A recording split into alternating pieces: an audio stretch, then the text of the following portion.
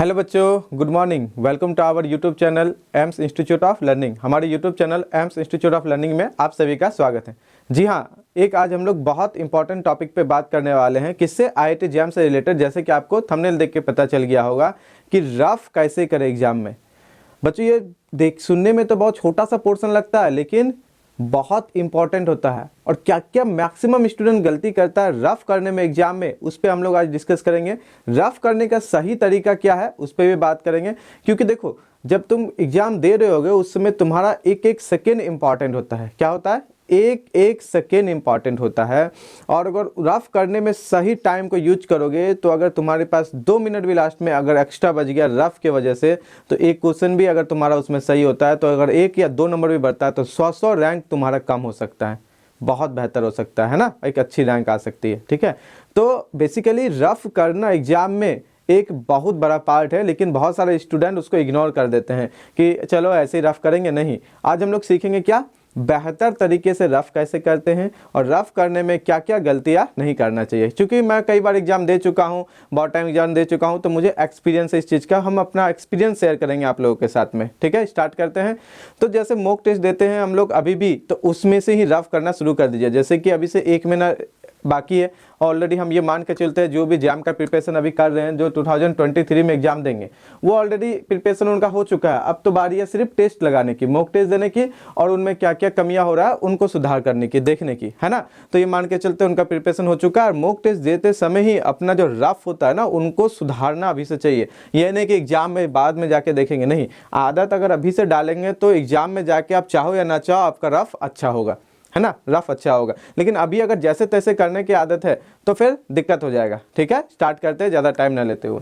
जैसे अभी हम लोग बोले कि रफ क्या करेंगे, रफ कैसे करें।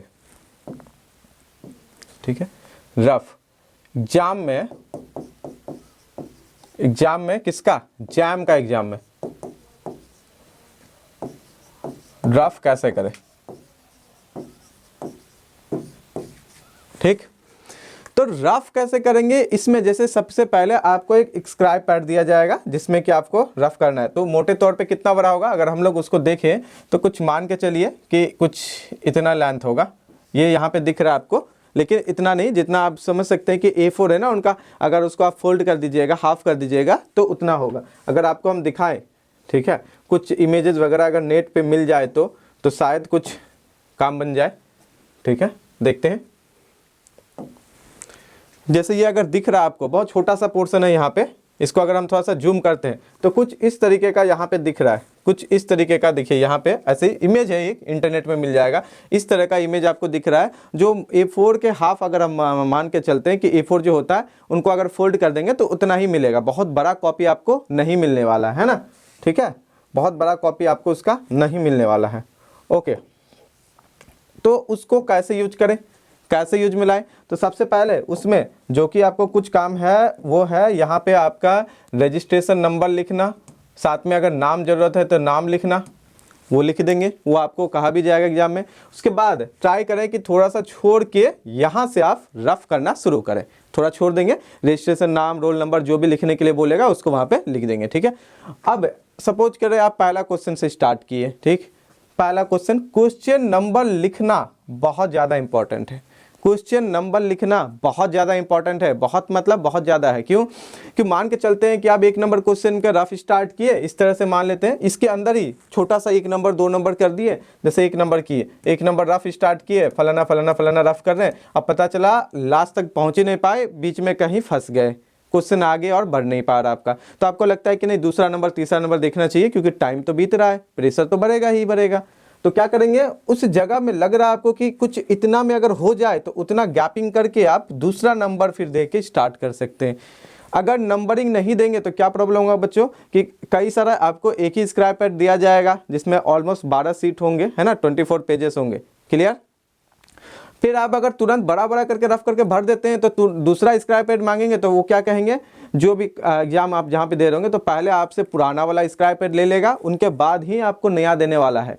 ये नहीं कि एक साथ 2 स्क्रैप पैड आपके पास रहेगा, नहीं रह सकता है। तो आप पुराने में जो किए होंगे रफ अगर दे देंगे, फिर वही क्वेश्चन को दोबारा देखना हो तो फिर वापस रफ करेंगे।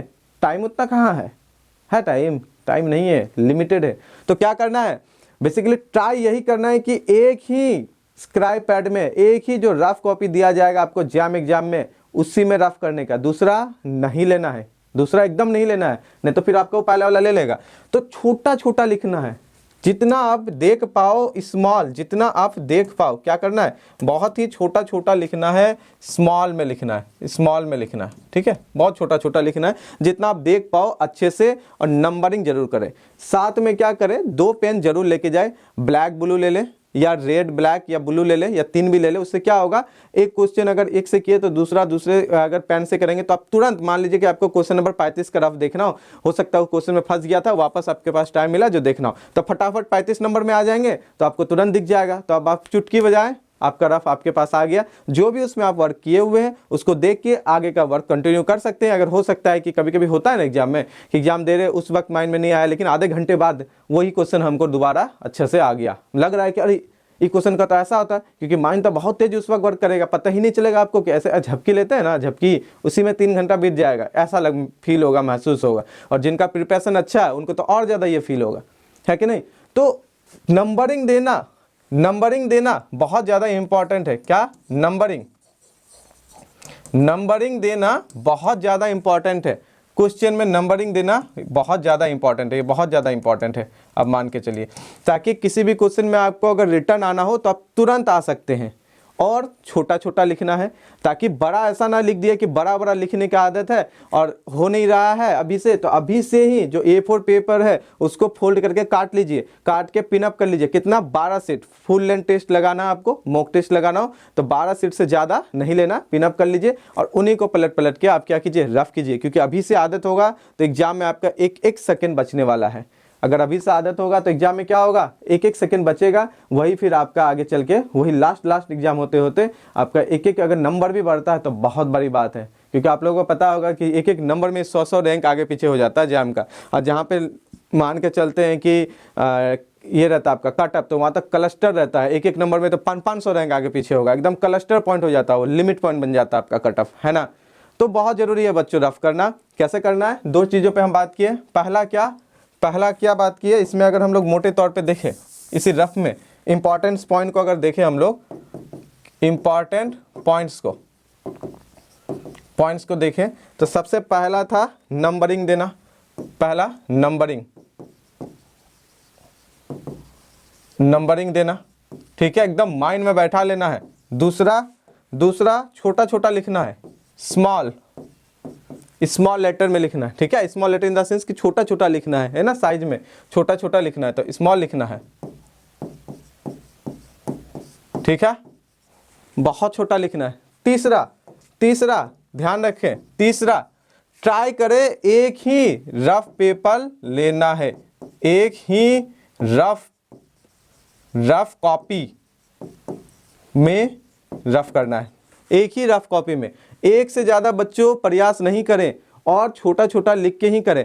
और चौथा क्या करें, अभी से ही, जैसे अभी टाइम बाकी है आपका, चौथा पॉइंट क्या देखेंगे हम लोग इसमें, अभी से ही ट्राई करें, क्योंकि अभी से ही अगर कीजिएगा तो आदत हो जाएगा। अभी से मतलब आज जैसे कि हम लोग देख रहे 1 महीना मोटे तौर पे बाकी है, तो पहले ही एटलीस्ट 20 डेज बिफोर क्या करना है, 20 डेज बिफोर से ही स्टार्ट करना है, स्टार्ट